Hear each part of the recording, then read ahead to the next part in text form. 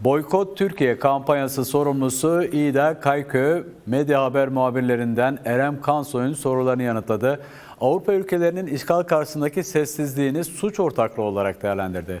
Deniz iktidarın nefret söylemleri sonucu katledildiğini söyledi.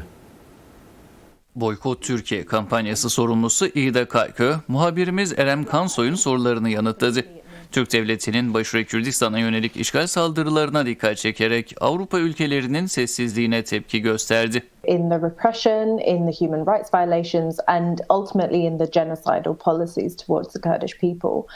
And I think international institutions are afraid to criticize the Turkish state, partly because Turkey is a NATO ally to many Western countries, and also these international institutions and states, they're used to Turkey's human rights violations, and they are used to using the Middle East to their own political ends instead of supporting democracy and human rights in a serious and committed way.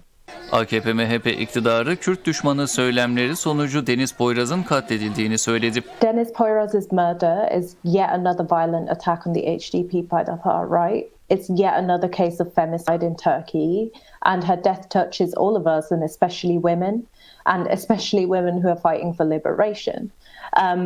The Turkish state's policy of repression and imprisonment against the HDP have created this political climate, and I absolutely agree that that is what enables these attacks and protects the perpetrators of these attacks.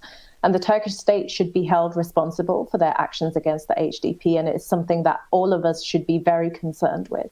Türk Devleti'nin HDP ve kadınlara yönelik bu saldırının hesabını vermesi gerektiğini ekledi. And we must all act together to lobby our representatives and take to the streets in solidarity with the Kurdish people. And this is especially important in NATO countries.